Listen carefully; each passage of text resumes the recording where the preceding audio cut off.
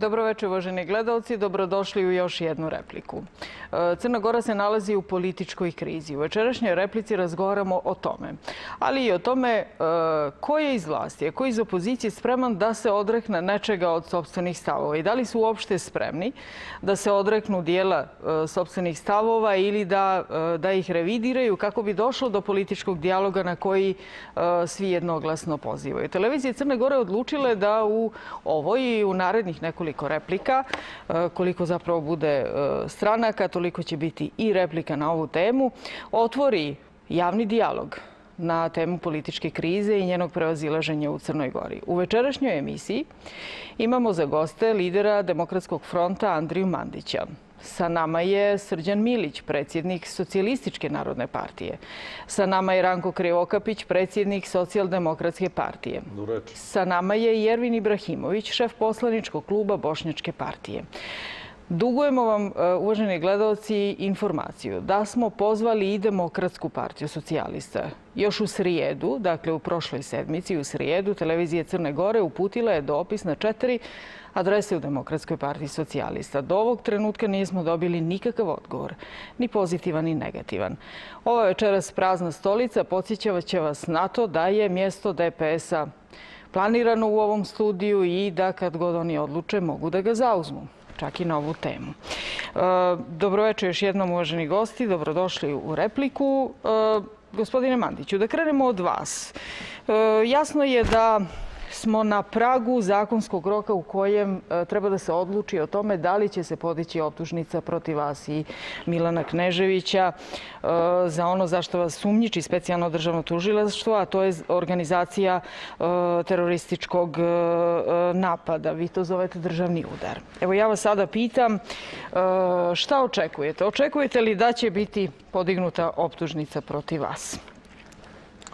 Pa ja želim da pozdravim prvo sve vaše gledaoce i da kažem da na temu koju ste večeras kandidovali, da možemo najbolje da odgovorimo tako što je ta politička kriza doživljala kulminaciju sa pričom o takozvanom državnom udaru, odnosno o prevratničkoj akciji za koje je stajala jedna politička organizacija, kako je u početku tvrdio specijalni državni tužilac, da bi se tokom vremena od te veoma problematične po njegovoj priči političke organizacije stvari iskristalisala da se radi o Demokratskom frontu, najjačem opozicionom subjektu, a da su personalno 2 člana predsjedništva, Milan Knežević i ja, glavna i odgovorna lica. U međuvremenu uhapšen je vozač moj Mihajlo Čađanović. On već 3. mjesec se nalazi u zatvoru u Spužu.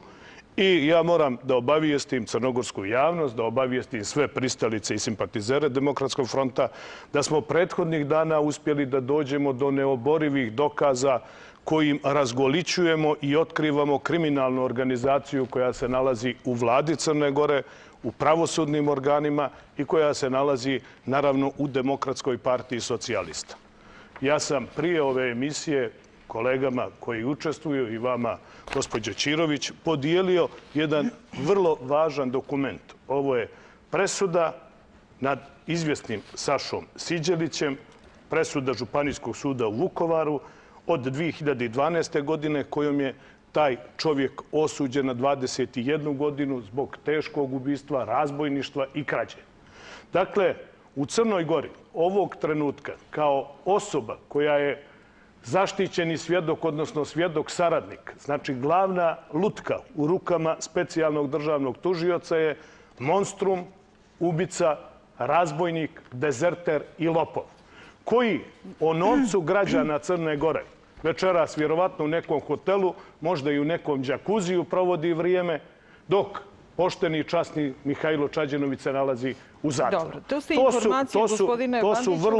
Ovo su vrlo važne činjenice, jer je ovo vodilo ka političkoj krizi. To ste juče na konferenciji za novinare je Demokratski front predstavio, je li tako, taj dokument? Da. Molim vas, samo ima još jedan dokument vrlo važan. Znači, taj državni udar pokušaj naše hapšenja, skidanje poslaničkog imuniteta, otvaranje političke krize i skretanje političkog života sa najvažnijih tema na priču o državnom udaru i obračunu sa ADF-om počiva još na jednoj osobi. Ona se zove Mirko Pajo Velimirović, a ovo je njegova izjava da je on pritiskan, ucjenjivan od strane državnog tužioca da postupa tako kako je postupao.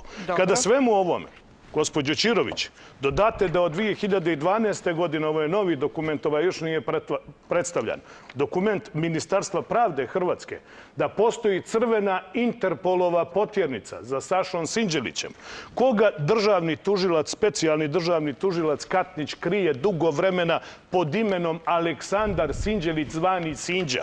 Evo naredbe o izmjeni i proširenju naredbe o sprovođenju istrage, naredba o sprovođenju istrage. Tu kao ne zna Milivoje Katnić ko je taj čovjek, nego ga vodi pod filmom Sinđelić Aleksandar zvani Sinđa, da se ne bi utvrdilo, molim vas samo još jednu rečenicu, da se ne bi utvrdilo koliko je ovaj opasni čovjek bio važan za manipulaciju i otvaranje političke krize u Crnoj Gori. Gospodine Mandiću, imate već danas reagovanje iz Vrhovnog državnog tužilaštva i specijalnog državnog tužilaštva na vaše tvrdnje gdje kažu i bave se svjedokom saradnikom kao Sašom Sinđelićem, ne kao Aleksandrom, kako ste rekli. Dakle, ja moram citirati, to je negdje u popodnevnim satima, čini mi se stiglo to saopštenje. Kaže, postavljanje pitanja kredibiliteta Saše Sinđelića u vezi sa njegovim statusom svjedoka saradnika ima za cilj da se u javnosti stvori negativan stav prema validnosti krivičnog postupka koji je u toku i potvrđuje da organizatori kriminalne organizacije ulažu velike napore kako bi spriječili osudu njenih pripadnika, saopštavaju iz specijalnog tužilaštva. Kako dodaju, to pitanje trebalo bi da postave ne specijalnom državnom tužilaštvu, već sebi upravo oni koji ne biraju sredstva, metode ni izvršioce za ostvarenje političkih ciljeva. Kada sklonimo sa strane ili kada sklonimo na stranu ono što saopštavate vi ili specijalno državno tužilaštvo, jer je očigledno da su vam stavovi potpuno suprotstavljeni. Ja vas ponovo pitam, u ovoj konstelaciji snaga očekujete li da bude podignuta optužnica protiv vas? Zašto to pitam? Voljela bih da se izjasnite o tome, da čujemo vaše očekivanje, jer je jasno da će u slučaju podizanja optužnice mnogi stvari izgledati sasvim drugačije, čini mi se. Pa da li će biti podignuta optužnica, to zavisi od šefa režima Mila Đukanovića i ja nemam dileme da će on da izda naređenje Milivoju Katniću da podigne optužnicu. Ovdje je večera sa nama i autor one čuvene rečenice o trulim daskama u crnogorskom pravosuđu i nemojte da imate nikakve dileme da će se raditi u pravcu da se nanese šteta Demokratskom frontu i da se nanese šteta opoziciji. Ono što je važno i što građani moraju da znaju, da ovaj čovjek, znači kriminalac i ubica, on je predmet manipulacije državnog tužioca i čovjek koji ima interes da laže. Nije slučajno taj gospodin... Dobro, ali gospodine Mandiću, moram... Izvinite, ovo je vrlo važno. Nije slučajno on dovezen avionom vlade iz Srbije. Upravo da ne bi prešao carinski prelaz, da ne bi bilo evidentirano. U njegovom pasošu piše Saša Sinđelić, a on i dalje, državni tužilac, koristi ime Aleksandar zvani Sinđa. Dobro, rekli ste da bi... Molim vas, ja sam dobio večeras priliku da govorim o političkoj krizi. Ja vas molim da mi omogućite da ovo je glavni uzrok tako teške političke krize u kojoj se nalazi Crna Gora.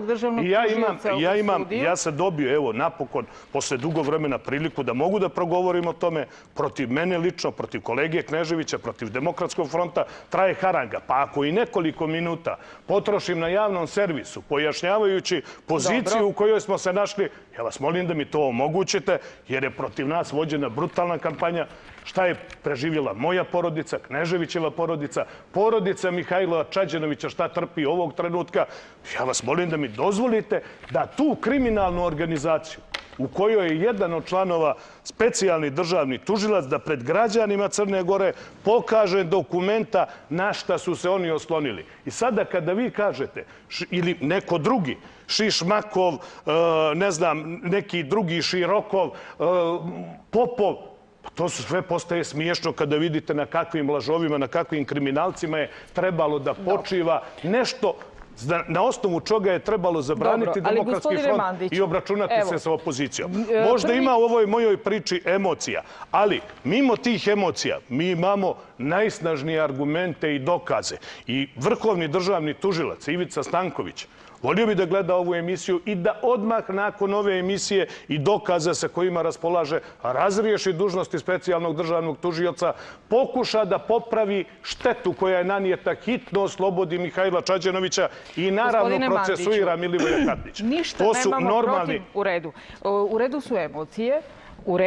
U redu je argumentacija, ali vas ja molim još jednom i zbog javnosti samo da povedemo računa u toj nekoj mjeri da znamo da nemamo nikoga sa druge strane ko može večeras da odgovori na to. Dakle, da u tom smislu vodimo računa i da uključimo Da završim vezano na ovu temu. Dakle, nakon podizanja optužnice, sud treba da potvrdi optužnicu. U tom vremenu će se sva ova dokumentacija razmatrati. I izjava takozvanog zaštićenog svjedoka i izjave koje su bile pred sudom Mirka Paje Velimirovića i drugih osoba koji se ponašaju na sličan način kao Mirko Velimirović. U međuvremenu treba jedna osoba da da odgovor. Ministar pravde Zoran Pažin. Po čijem nalogu je prikrivao crvenu potjernicu za Sašom Sinđelićem, kada znamo da je taj isti ministar isporučio Hrvatskoj već nekoliko oficira Jugoslovenske narodne armije koje su Hrvati potraživali. Dakle, otkrivamo, poštovani građani, opasnu kriminalnu organizaciju i mislim da je važno da o i specijalnom državnom tužiocu. Dakle, postavili ste pitanje i gospodinu Stankoviću, i gospodinu Katniću, i ministru pravde Pažinu. Hoćemo da idemo sada da uključimo i druge? Ja sam građanima samo razotkrivao kriminalnu organizaciju, imam ja o njima formirano mišljenje i tekako loše. Dobro, ali ste iskoristili javni nastup da im postavite pitanje što je opet vaše političko pravo.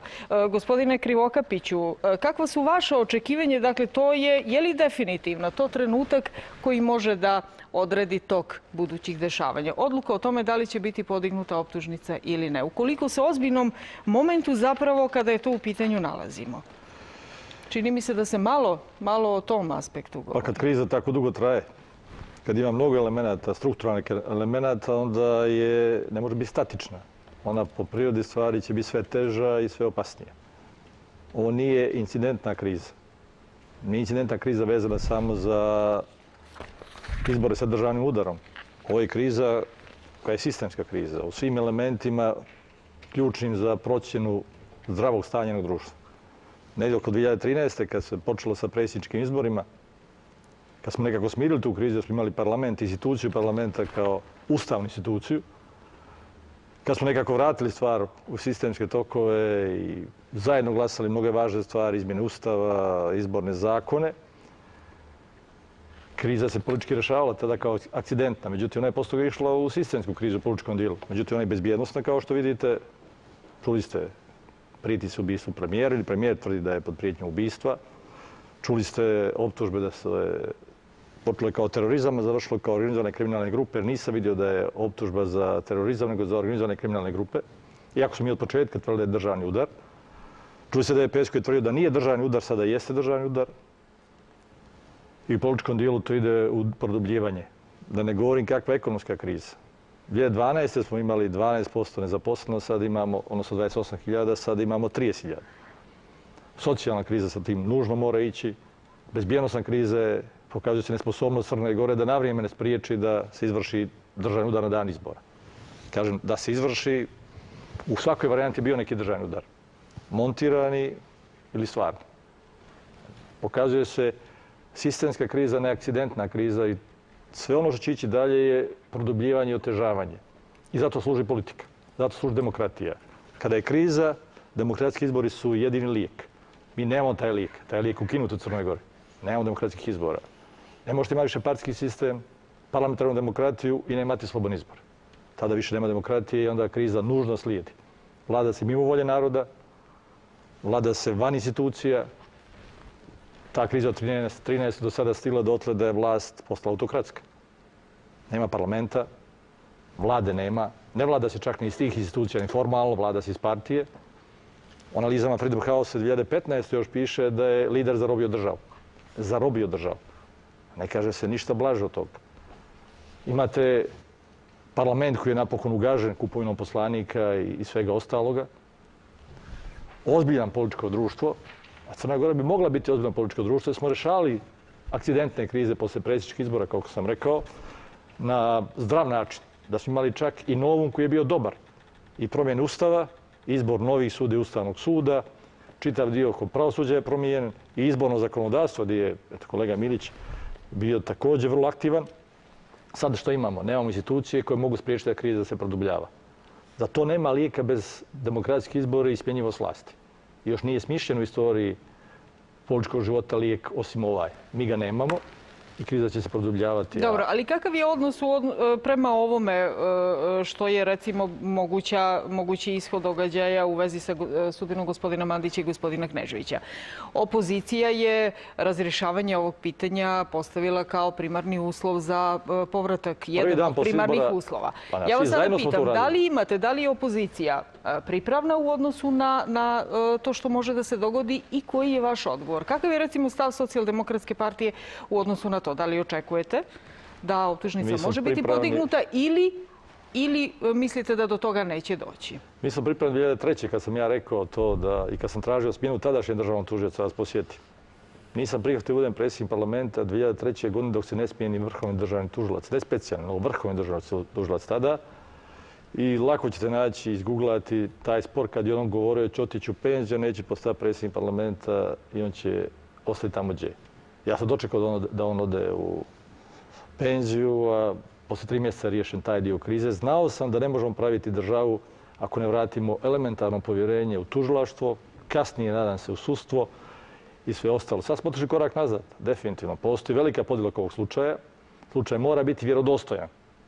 To znači vjerodostojan da izdrži provjeru i domaće javnosti, i strane javnosti i iznad svega struke. Moraju biti dokazi koji neće biti sumnjivi, nego biti čvrsti dokazi. Dokazi koji će obezbijediti čvrst slučaj. U svakoj zemlji, kad se diže i kad se kreće u postupak prema izabranim predstavnicima naroda. Gospodin Mandić i ja smo 3 decenije na suprotnoj političkoj strani. 3 decenije oko ključnih pitanja, oko države, oko rata, oko mira, oko nacije, oko zastave, oko himne, oko nezavisnosti, zajednice. Dobro. Ključni politički pitanja smo 3 decenije politički protivnici. On je izabrani predstavnik naroda. On je lider najjače opozicijone partije. Kad krećete u takav postupak, morate imati čvrst slučaj. A zna se što je čvrst slučaj, što su čvrsti dokazi i kako od toga doći. Dobro, šta vi mislite? Nas interesuje, kao i svakog, jer je u ovoj zemlji, nas interesuje da dođemo do istini i pravde u svemu tome. Dobijemo slučaj koji će biti utemeljen, vjerodostojan. Imate kriterijume Europske komisije. Vi ste, gospodine Krivokapiću... Samo da Krivokapiću... objasnim, evo, nešto sam ja nego što je sistem. Nešto sam ja nego što je sistem. Europska unija ima 3 dokumenta koji se bave time. I upravo traže vjerodostojnost agenda do 2023. godine. Vjerodostojnost je prvi zahtjev i konačnost tog postupka, da se ne bismo stalno vraćali na to. Svi će procjenjivati u javnosti, stručnoj, i političkoj, i međunarodnoj, da li je taj postupak koji budemo vidjeli ili optužnicu koja bude se za nekoliko dana prezentirala, da li ima sve te elementi i na kraju dati sudu da u postupku koji postoji u ocjeni sve. Čekajte, rekli ste optužnicu koja će biti prezentirana u narednih nekoliko dana. Ističe rok. Ističe rok, ali to ne znači da ona može da se dogodi, je li tako? Ili ja tu prepoznam vaše očekivanje? Molim vas, znači niste mi odgovorili na pitanje... Vrlo prosto, nisam ja odgovorio mi specijalno tužilaštvo. Pročitajte što ste danas rekli. Dobro. Vam to djeluje da neće podići... Dobro, ja sam vas pitala sam vas i jedno pitanje više, a ono je značilo ima li opozicija stav u odnosu na to šta će biti dalji koraci i da li o tome... Opozicija ima stav da traži vladinu prava, da traži poštene izbore, da traži slobodne izbore. To opozicija traži kao preduslov za sve ostalo. Zato i bojkot opozicija od prvog dana smo zajedničko bojkotu. Tražili smo da se ponove izbori, da bismo dobili slobodne izbore i izabrali vlast koja izlazi iz volje naroda. Ovako sigurno ne izlazi. U takvom stanju, pri ovako dubokoj krizi, mi ćemo ići dublje i dublje i za to ključnu odgovornost nosi vlast. U svakoj zemlji, nije bitno je to Crna Gora, kod ovakvog stanja je kriva vlast koja je stvorila milion preduslova do krize dođe, a ne radi ništa da se bi krizi izašla. Zaboravili ste, mi smo zajedno zaboravili, parlamentarni dijalog. Imali smo mi krizu u oktobru 2015. godine. I tada je bilo nemira, i tada je bilo sukoba, ali smo je politički rešavali. Sjeli smo za stol u parlament, većina, tako reći svi, nije demokratski front, Pa smo naporno, DPS je bio protiv razgovora i tada. Nije li se ispostavilo, gospodine Krivokapiću, da je to bilo samo gašenje vatre na jedno mjesto, da je požar zapravo buknuo kasnije? Tamo gdje je stalno piroman. Jer vlada izbornog povjerenja danas se praktično ne spominje, nije se baš pokazala kao uspješan projekt. Pokazala se kao nešto što je spriječilo tada krizu, ali piromani u DPS-u, oni su ti koji pale vatru, koji gase. Dijagnoza svakog piromana je da se pojavi, da zapali vratu i da je posle gasi. Mi nismo mogli preduprijeti to da DPS drži vlast mimo ikoga evropskog iskustva. Znate, 30 godina niko ne drži vlast u Evropi. Dobro. Htjeli ste repliku Ja želim gospodinu pitanje da Krivokapiću? postavim gospodinu Krivokapiću. Mi smo zajednički konstatovali kada je bila ta kriza koju je izazvao DF, a vi pokušali da je riješite, po mom mišljenju, na pogrešan način. Mi smo tada konstatovali da je postojalo poslanika koji su bili podmićeni ovakvi ili onakvi, koji su vještački dali tada većinu Milu Đukanoviću. I ja vas pitam da sada, posle svega ovoga, sa čim ste se sreli, sa ovakvim svjedocima, kako se vi odnosite prema ponašanju ministra pravde koji je političar, koji nije realizovao crvenu Interpolovu potjernicu i kako gledate na situaciju da čovjek koji je pobjegao od pravde, koga čeka 21 godina zatvora, o novcu građana Crne Gore večeras u nekom udobnom džakuziju gleda ovu emisiju, dok porodica toga Fotesa, koji je ubijen, Mirka Fotesa, ja želim u ime građana Crne Gore da se izvini toj porodici kojoj nanosimo nepravdu takvim ponašanjem. Zašto ne osudite to sada? Zašto ne osudite ponašanje ministra? Zašto zauzimate? Prosto osjećam, ne traži Demokratski front nikakvu podršku. Mi ćemo ovu bitku sami da vodimo i mi ćemo da je dobijemo. Ali prosto osjećam neko balansiranje, a u kontekstu novih dokaza koje predstavljamo crnogorskoj javnosti. Dobro, evo da čujemo gospodina Krivokapića. To prosto želim da čujemo. Da čujemo da li želite da odgovorite. Pa želim da odgovorim, pa ja sam parlamentarac, i nisam DPS-ovac, ne bježim od odgovora.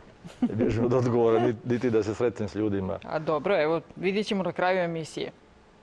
Možete uvijek vidjeti, nije to jedna emisija, to je više mnogo toga. Naravno, nemam pravo ja da sudim. Imam svoje mišljenje, naravno, i kao neki vajni pravnik, i kao političar, ali želim da dam institucijama šansu da nešto urade. Da se ne sakriju iza naših političkih stavova, da smo prije toga im nismo im dali ustavno pravo da se oni izjasne i sprovedu postupak. Da im damo mogućnost da se pokažu ili jesu ili nisu sposobni da to rade. Rećemo, naravno, ako postupak iskoči kao što je iskočio kod skidanja imuniteta, tada ćemo se uključiti i bojkotovali se izbor Nikšića zbog toga. Postupak je iskočio.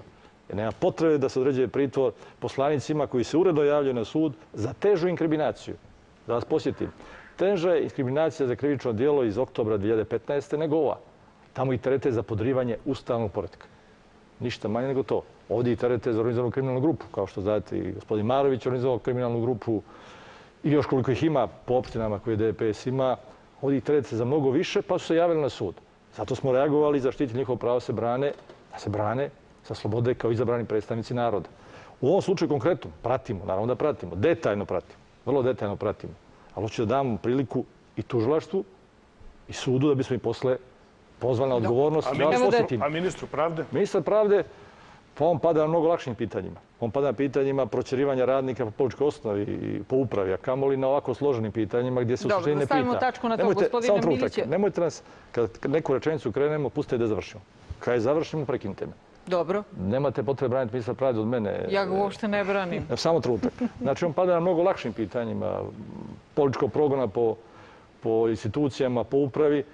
Ovako složeno pitanje, on se ne pita, da budem do kraja određen. Tu ste me prekinuli. Ne pita se, politički se ne pita. Ta odluka je politička odluka, neće biti pravna, jer bi do sada riješio to da je bila pravna odluka. Tako da znamo kako je konstituisana ta vlada. Oni se pitaju samo onome što se ne želi pitati predsjednik DPS. Sve ono što se on želi pitati, oni se ne pitaju. To je jasno u svakom potezu. Hoćete u ekonomiji da vam objašnjavam, u politici, u pravu.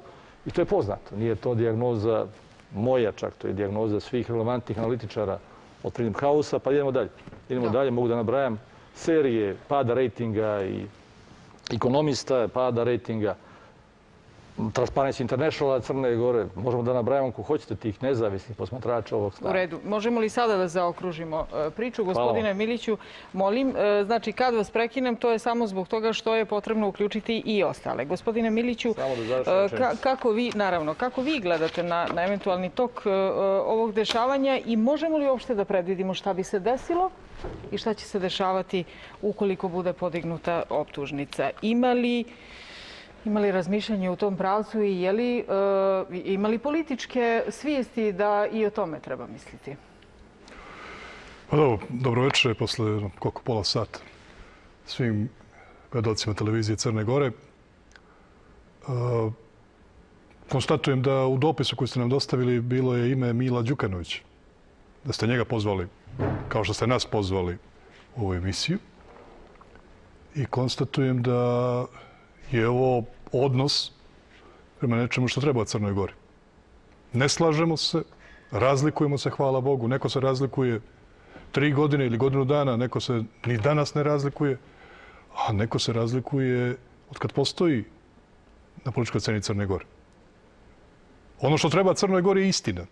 Ne samo o ovom o čemu ste govorili, nego o svemu. Istina zato što niko ovdje od nas ne želi pobjegne od te istine. Spreman da je brani i da sa druge strane učini sve da ta istina dođe do onih, odnosno od onih koji su ogriješili tu istinu, na način kako treba Crnoj Gori. Jer Crnoj Gori nema boljitka. Ukoliko budemo se iza nekih floskula, iza nekih priča o tome da li se zove ovako ili se zove onako. Politički razmišljati o tome, pa apsolutno mora svako razmišljati politički o tome i reći danas da ne postoji politička kriza u Crnoj Gori. Sa svim elementima koje smo mi samo u ovih pola sata ovdje rekli, govori o neozbiljnosti, neodgovornosti, ali prije svega i o stadijumu u kome se nalazi današnja vlast u Crnoj Gori. Znate, da li postoji neko pitanje o koje ne bi trebalo javno govoriti pred građanima Crne Gore? Ova prazna stolica je odgovor na to pitanje. Ako nije mogao predsjednik DPS-a da dođe, mogao dođe neko iz DPS-a. Da se razgovara o onome šta će se napraviti. Da li se zaista misli da će se to sve gurati pod tepih? Da se zaista misli da ne dolazi vrijeme kada će se doći do spoznaje pravde i za one koji su mislili da su nedodirljivi. Gdje god da stoje. Koji god da funkciju obavljaju. Da li zaista mislimo da je bez razloga narod Crne Gore rekao da kada se govori o Dušku Markoviću da je subjektivni osjećaj da je Milo Đukanović predsjednik vlade Crne Gore? Da li mi možemo govoriti o tome da ne postoji kriza u Crnoj Gori, a počeo je Ranko o tome da govori, kada imate 2 milijarde i 500 miliona evra javnog duga u Crnoj Gori? Da neko zaista misli da ne postoji kriza kada svaki dan imate opravdane proteste ljudi širom Crne Gore u želji da zaštite svoja prava? Ne da se izbore za neka nova prava, nego samo da zaštite ono što im je Ustavom garantovano kao njihovo pravo. Naravno, nismo došli ovdje u emisiju da govorimo o tome šta ćemo napraviti ako se nešto desi.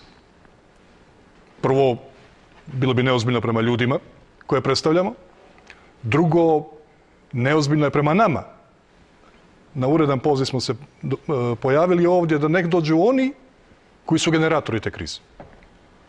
Jer, valjda je svima jasno koji sjede za ovim stolom, nama je bilo to jasno 1997. godine da DPS ne može biti dio rješenja ove krize. I to je ono što bi trebalo da bude konačno jasno i onima koji su posljednji mohikanci u odbrani tih vrijednosti. Bauk nepravde je iznad Crne Gore ne prije godinu dana, ne prije 3 godine, nego mnogo ranije. Obračun sa političkim neistomišljenicima je i u ovoj kući ili bilo gdje drugo, ili bilo koje drugoj državnoj instituciji postojao od te 1997. godine do današnjeg dana. Ali ono što zaista smeta je zamjena tih teza. Mi danas trebamo da ovdje raspravljamo sa nekim zamišljenim protivnikom. Sa protivnikom koji nije udostojio ni televiziju Crne Gore, koji je javni servis, ni nas koji smo došli kao predstavnici parlamentarnih partija, ni vas kao predstavnika parlamentarne većine u Crnoj Gori, i gdje trebamo mi sada da raspravljamo, da tražimo možda neke razlike u mišljenjima između Andrije, Ranka ili mene ili bilo koga drugoga sjutra. Znate da je u ovom dopisu, da su vam odgovorili i da kažu nećemo doći do to što je Andrija Mandić, Ranko Krivokapić ili Srđan Milić tu. Nikakvih problema nema, ja ne bih ni došao. Dobro, mi bismo naravno razumjeli politički stav, ili tako, ali nam on nije zaista saopšten. Ja samo dozvolite da završim. Dakle, nikakvih problema nema, ne bih se ni pojavljivao u emisiju i ne bih ni dolazio, ostavio bi prostora ili dajte, organizujte, samo oni dođu. Možda njima nemaju razloga da bude ih strah od nas. Ono s čim im raspolažemo su argumenti.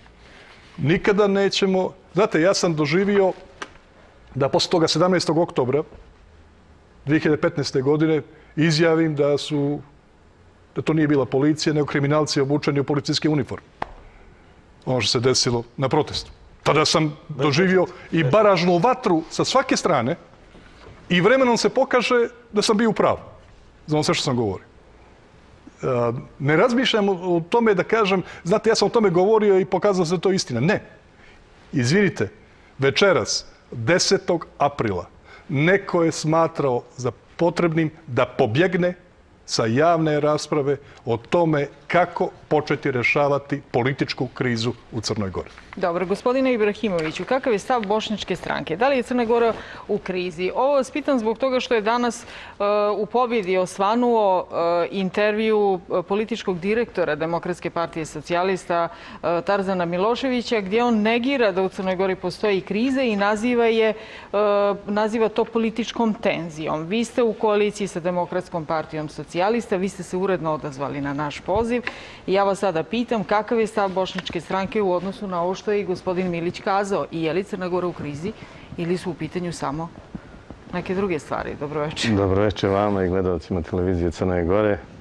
Pa vidite, interes Bošnjačke stranke je društvo slobodnog i odgovornog građana, što se postiže jednim uređenim sistemom kroz poštovanje demokratije, usvojenih zakona i nezavisnih institucija. Nezavisno i transparentno pravosuđe je temelj demokratije jednog društva. Večeras ćete mi dozvoliti da ipak poštujem princip nevinosti, gdje je svako nevin dok se ne dokaže suprotno. Ne samo u ovom slučaju, nego i svakom drugom pojedinačnom. I zamolio bi javnost da se uzdrži od komentara povodom ovog slučaja o kojem večeras pričamo. Iz jednog razloga što javnost nije kvalitetno upoznata sa činjenicama koje ima tužilaštvo. I molim sve da dozvole tužilaštvo bez utisaka sa strane, da donesu presudu na osnovu valjanih dokaza i na osnovu zakona koji postoje u Crnoj Gori. Kao što znate, Bošnjačka stranka je zainteresovana da se ovaj slučaj privede kraju, odnosno da dobije institucionalni epilog. Ali dozvolite mi još nešto da kažem. Imamo specifični slučaj, ne samo ovaj, uz uvažavanje trenutne situacije. Vi znate da se u Crnoj Gori dosili različiti zločini, a da nemamo počinioce tih zločina ili nalogodavce. Da, posjetit ću samo javnost, slučaj izbjeglica u deportaciji izbjeglica u Erceg Novom, Kaluđerski Laz, Bukovice, kod Pljevalja i mnogi drugi. Iako Crna Gora nije bila u ratu, ljudi su stradali samo zbog drugačije vjere i drugačijeg opredeljenja. Zato potenciram ovu priču da će Bošnjačka stranka sigurno upozoravati i podsjećati na sve zločine, ali uz onu princip nevinosti dok se drugačije ne dokaže. Dobro, kakav je vaš stav u odnosu na krizu, u odnosu na to što opozicija bojkotuje parlament? Da li ih vi samo pozivate da se vrate u parlament pa da tamo sjednete da razgovarate ili imate odnos prema onome što su njihovi zahtjevi? Znate, večeras nadam se da ćemo malo približiti neke stavove koliko je njihovo za, naše protiv i obratno. Parlament funkcioniše legitimno, sa 42 poslanika, vlada radi svoj posao. Ako se pozivamo na zvaničnike sa zapada, znamo što je rekao sa najvećih evropskih institucija, Mogherini, Han, ja mislim da nema krize u rješavanju glavnih krucijalnih problema za dobrobit naroda Crne Gore. Ali normalno da nam treba sva snaga, sva energija, svi partija da dođu u parlament, da zajedno radimo i svakako moram pomenuti večeras ne kao neko ko zastupa DPS, nego Bošnjačku stranku, moramo ispoštovati poziv aktuelnog premijera Markovića da je spreman na dijalog kao jednu temeljnu vrijednost ovog društva. Kako mislite ispoštovati? Pa da sednemo za stolom. I najveće bitke su se završile dogovorom za stolom. Apsolutno će Bošnjačka stranka kao i uvijek, kao jedan kohezivni faktor tokom svog djelovanja u Crnoj Gori, kohezivni faktor pomirenja i sada se nudi da pruži ruku, da zajedno sjednemo jednim konstantnim saradnjom, ali prije svega uzajamnim povjerenjem, koje je vrlo važno, jednim konstantnim dijalogom da dođemo do rješenja ove aktualne situacije koja sigurno nije dobra za Crnu Goru. A gospodine Ibrahimoviću, da li je vlada stabilna? Apsolutno je stabilna. Radi u punom kapacitetu.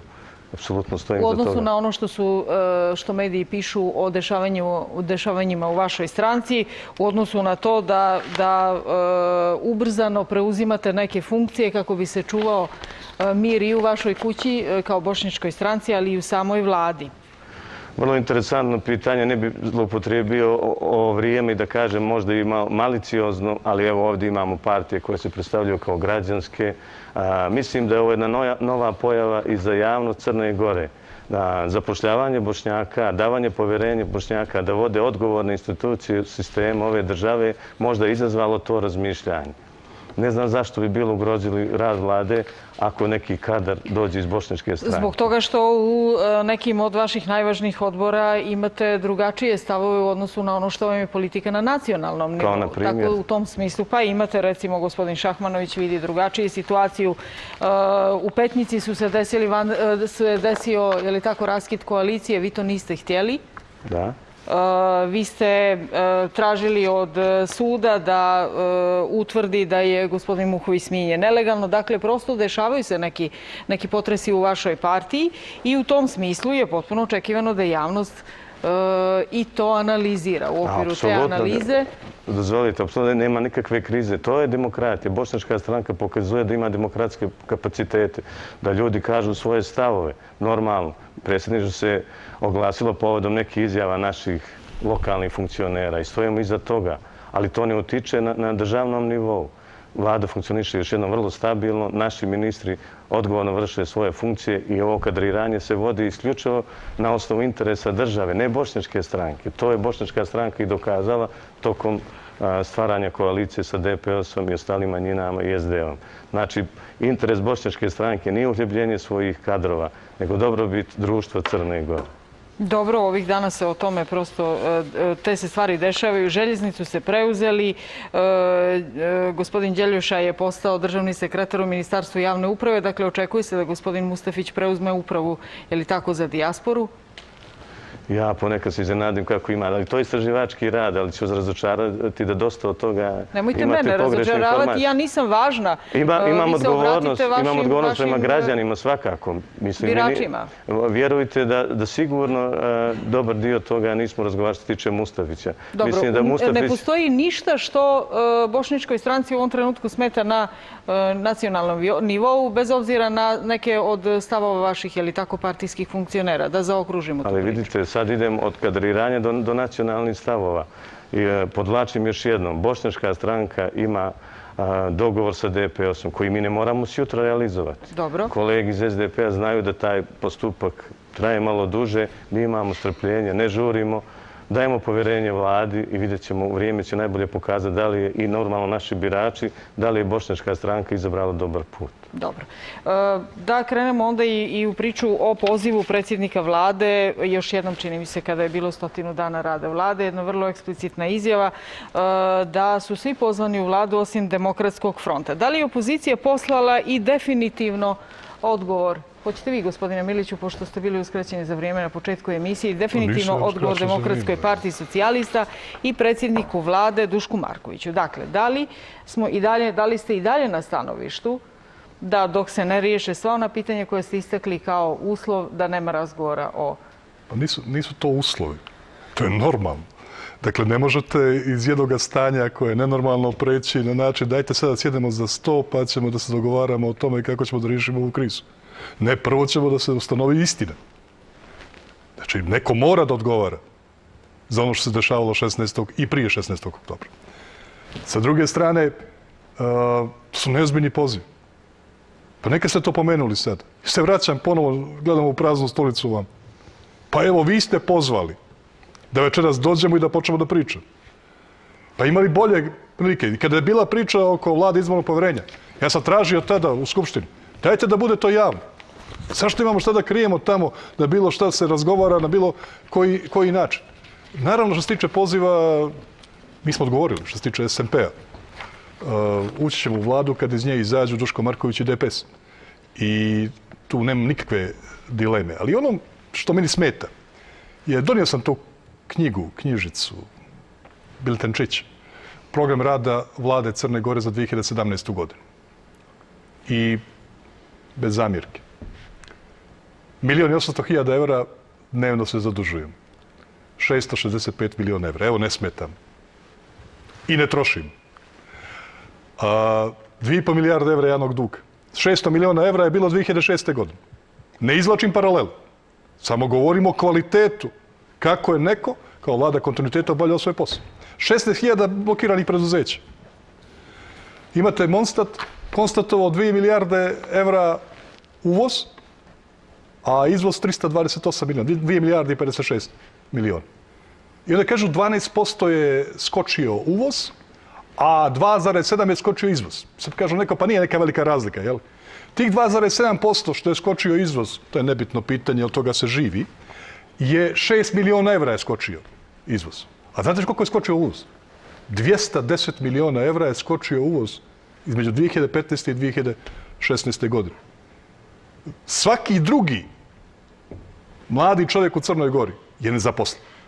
I vjerujem da je na sjeveru još teža situacija vezano sa sve to. Šta radi vlada Crne Gore? Vlada Crne Gore se svakog četvrtka nas obaveštava da su kod neke banke uzeli kredit. Ono što je loše je da u Crnoj Gori imamo 11 banaka, a 52 četvrtka. Tako da smo došli u situaciju sada da samo pogledamo i vidimo da li zaista je neko slučajno svu svoju kampanju bazirao na protivnicima države, na izdajnicima ideje, na onima koji će da zapale Crnu Goru. Zar je moguće da i danas i večeras kad ovdje razgovaramo i pozdravljam vašu odluku i znao sam da će doći predstavnici Bošnjačke stranke i znam vas lično iz priča mojih prijatelja, o čemu smo pričali prije emisije i znam da vam ne smeta da razgovaramo oko svega toga. Ali negdje se mora podvući crta. Razgovarate sa ljudima koji nisu protivnici ove države. Razgovarate sa ljudima koji nisu ništa nažao napravili ovoj Crnoj Gori. I razgovarate sa ljudima koji žele dobro Crnoj Gori. Razgovarate sa predsjednikom partije, gdje ni jedan gradonačelnik, ne da nije završio u zatvoru, nego nema krivičnu prijavu, nema prekršajnu prijavu. Svih ovih godina smo uspjeli da ono što radimo, radimo pošteno i da radimo pravedno. I pitanje je samo trenutka kada će neko reći dosta je bilo više. Koji je to cilj? Koji su to viši ciljevi koji su uvijek postavljali? Hajdemo da imamo nezavisnu, pa ajmo da izgradimo instituciju, pa ajde da se odluči o NATO-u, o svemu ostalom. Šta će biti sutra? A u međuvremenu je neko ovu zemlju zadužio 2 milijarde evra. U međuvremenu je neko 25,6% po Monstatu, ko vjeruje Monstatu, nezaposlenost u Crnoj Gori. 16.000 preduzeća, 16.000 preduzeća blokiranih. Što znači neka jedan samo zaposlen tamo. Znamo kako primaju plate i sve to ostalo. I danas neko, evo, završavam sa ovim. I danas neko govori o tome da li je politička kriza ili nije politička kriza. S obzirom, znate, ja koristim taj moj institut člana 50, koji mi ostaje kao poslanika u Skupštini Crne Gore, pa sam poslao ponovo dopise da vidim da li su formirani predmeti za pojedince koji su glasni ovih dana ispred Demokratske partije socijalista. I ovaj gospodin koji govori o političkoj krizi ima formiran predmet. Ali da ne razmišlja, nije oko one zaobilaznice u Bilom polju, toga čeka tek. Nego nešto vezano za Ministarstvo poljoprivrede. Pa onda ovaj gospodin što je bio ministar, pa je sad potpredsjednik parlamenta, i on ima formiran predmet. Jer, znate, neko želi sa ovolikom galamom, sa odugovlačenjem, da se ne krene u rješavanje onoga što su realni problemi sa kojima se mi suočavamo. Potpuno mirno, vjerujem, kolega Mandić i svi ljudi kao i mi koji ovdje sjedimo, jer nemamo razloga da drugačije sumnjamo. Ja moram da vam kažem da kogod da dođe pa kaže ja bih želio da nekome dlaka fali u Crnoj Gori, bez obzira kome pripada, bez obzira na političku, nacionalnu pripadnost, vjersku pripadnost, imaće u SMP-u, Srđanu Miliću i svakome od nas ovdje, nadam se, neprijatelj. I zbog toga se želi samo pokazati i govoriti o tome, znate, evo, sjeli su, pa će da ne napadamo nikog.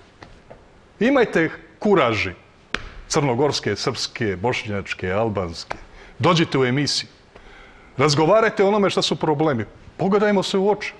I vidimo na koji način se mogu rešavati ono što su suštinski problemi. Ako ste krivi, odgovarat ćete. Ako mi je rođeni brat kriv za nešto, odgovarat će tamo. Jer nema napretka Crnoj Gori ako želimo da stvari gurnemo ispod tepih. Možemo li sada da se vratimo gospodinu Mandiću? Mislim da ste nadomjestili ono s početka emisije. Sad idemo ravnopravno. Jedini u suficitu u ovoj državi. Mislim da smo mi kao opozicija odmah nakon izbora definisali naš stav. To je bio jedinstven stav da nama ne trebaju nikakvi jalovi pregovori s Demokratskom partijom socijalista. Mi smo ispostavili zahtjeve da se organizuju novi parlamentarni izbori zajedno sa predsjedničkim izborima, da te izbore pripremi prelazna vlada koja bi bila sastavljena tako da nema preglasavanja, da otklonimo sve nedostatke koje su bili kod takozvane vlade izbornog povjerenja, gdje ljudi koji su bili u manjini u vladi nisu mogli gotovo ništa da urade, čak ni da srede birački spisak, da ne govorim o kontroli ANB-a. Ko se sjeća sada ko je bio generalni inspektor u ANB-u, taj čovjek se nije oglasio, a tamo je predstavljao opoziciju ni u vrijeme famoznog državnog udara. Niko ne zna ni šta je radio, ni šta je činio, a da ne govorim o drugim kadrovima koji su bili raspoređeni po dubini.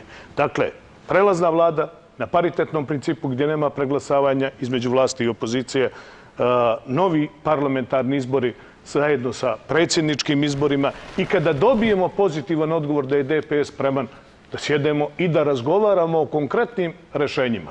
Pošto DPS, samo da završim, pošto DPS nije spreman, naravno, što bi mi sjedali sa njima i da vodimo jalove razgovore i da zavlačimo javnost, da javnost misli da mi nešto rešavamo, a mi ne rešavamo ništa. Meni, za razliku od kolege Milića, ni najmanje ne smeta što nema ovdje DPS-a. Oni su bili pozvani, imali su priliku, njih to ne interesuje, ali je važno zbog građana Crne Gore, pa i onih ljudi odgovornih koji su glasači DPS-a, da znaju šta je to tražila opozicija. Mi ne tražimo vlast nasilja, mi tražimo vlast izborima. Ovo se ne može popraviti, mislim da je zadnji čovjek koji je te iluzije raščistio Krivokapić, koji je popravljao to 15 godina i vidio da se to ne može popraviti. Ovo mora da se smijeni na izborima. Put je zajedno sa predsjedničkim izborima Demokratski front, kao najjača, najorganizovanija snaga, koja je sama dovela do toga da smo režim oborili na koljena 24. oktobra, zna da je najbolji put nenasilne borbe da zajedno opozicija organizuje proteste i izvršimo pritisak na Demokratsku partiju socijalista i ovu veoma malu parlamentarnu većinu, sumnjivu većinu koja je stvorena, kako vole ovi da kaže, u ovom Sinđelićevom parlamentu, da izvršimo pritisak kako bi došli do cilja. Do cilja se ne može doći razgovorima, nego mora da se izvrši pritisak kao što se vrši u svakoj demokratskoj zemlji. Demokratski front, evo i večeras, kandiduje i poziva kolege iz opozicije da ostanemo pri onom dogovoru, a vidi da smo do sada svi pri njemu, i da snažnom udruženom akcijom i protestima prisilimo Demokratsku partiju socijalista i šefa režima da prihvate zahtjeve opozicije. I ja sam siguran, ako bi svi izašli na proteste, ako bi bili odlučni kao što su odlučne naše majke, ako bi bili hrabri kao što je hrabar Marko Milačić, ako bi bili dostojanstveni kao što je dostojanstven Miško Čađanović, da mi možemo da se izborimo i da imamo prelaznu vladu, imamo izbore zajedno sa predsjedničkim izborima. Mogu ja sada nešto da zamolim, a u korist same emisije. Imamo još nekih pola sata. Ja vas molim da u buduće budemo kraći u odgovaranju da bismo uspjeli da pokrijemo što više tema. Gospodine Krivokapiću, gospodin Duško Marković, predsjednik vlade, vi ste i nedavno ponovili. Dakle, nema povratka u parlament bez ponovljenih izbora. On vam je na to odgovorio, vama i uopšte opoziciji. Možemo razgovarati o nekim drugim izborima, ali ne o ponovljenima. To je dobra vijest da je prihvatio nove izbore. Znam da je njima problem. On je rekao nekim drugim izborima. On je rekao nekim drugim, ja znam što misli. Znam što će uraditi čak, ako nešto to znači. Znam što će uraditi, prihvatit će izbore, naravno. Prihvatit će, on ih zove nove. Oni formalno pravno i jesu novi. Mi zovemo politički ponovljen izbor, a formalno pravno će biti novi izbori. To je ta razlika i eto im neka nakače novi slobodno na to što će biti, ali će biti novi izbor. Biće novi izbor, jer drugi način ne postoji. Zemlja koja uđe u NATO, koja je evropskim integracijama, ovakvu krizu mora rješavati izborima. Ne postoji drugo sredstvo. To nije kriza, rekao sam, akcidentnog karaktera, kakve smo prije imali, nego strukturalna kriza. Mi svi da se okupimo, sve pameti što imamo, da su u potpuno konsenzusu oko programa, a što SDP pokušava već 2 godine. Zbog toga su rekli da smo mi most koji treba srušiti između vlasti i opozicije. To je premijer rekao u parlamentu kod glasanja povjerenja vlade. Da SDP ne treba da bude most, a mi smo obezbedili bili dijalog u ne manje teškim uslovima u oktobru 2015. Da će oni biti taj most, njih mostovi ne interesuje. Njih interesuje za vadi pa vlade. Međutim, nisu oni ti koji mogu reći ne na mnogim važnim mjestima, na mnogim važnim trenucima. Biće tih izbora, a mora doći do tih izbora kad prihvate. Dijalog će biti. Dobro, ali ako na taj način čitate izjavu predsjednika vlade Duška Markovića, pa kažete dobro je, mogu ti izbori o kojima oni govore, šta nam to znači? Šta to znači? Da li smo mi, recimo, ako su stvari zaista takve, korak bliže tome da počnete dijalog? Dijalog će biti kad oni kažu da prihvataju te izbore. Ponovljenje izbore, odnosno novi izbore. Je li vi vjerujete da je ovo neki signal? Taj signal dugo traje. Čeka se pravi trenutak za DPS najmanje štetan. DPS, ponavljam, na manje konfliktnoj stvari dijaloga 2015. pa nije htio sjesti za sto. Vas posjetim. Premijer njihov tadašnji je rekao da mu ne pada na pamet u decembru 2015. da sjedne za sto. Rekao da ne treba biti prisustvo Europske unije, pa je sjeo za sto. Naravno, znamo kako je sjeo, morao sam tražiti svjedoke i tada, koji su bili pouzdani kako je to išlo. I to je šteta što moguće nije bilo. Ali su sjeli. Nisu štjeli ni tada, ali su morali sjesti. Sad će sjesti, kad se završi NATO agenda u dijelu punopravnog članstva, oni će morati sjesti. Nije DPS tog kapaciteta i te neranjivosti na unutrašnjem međunarodnom planu, ne od opozicije, nego od svojih pozicija, od svojih kooperanata i svega ostaloga, da može da drži politiku sukobljavanja sa demokratijom. Ovo je politika sukobljavanja sa demokratijom. A to znači dijalog, to znači dogovor, to znači slobodni izbori. To je ono što se ne trpi u NATO. I koliko se nadali da će se to pokrivanje zastavom ostati vječno, ono je dotle dok postoje strateške potrebe za taj trenutak. Kad dođe prostor, sljedeća faza razvoja Crne Gore, to je demokratizacija, onda DPS mora prihvatiti nove izbore i naravno dijalog koji će, o uslovima za te izbore. Dobro, vi ste rekli da su NATO integracije, da će biti katalizator politički u Crnoj Gori i najavili, čini mi se, nekakva pomjeranje i drugačiju potpuno političku situaciju.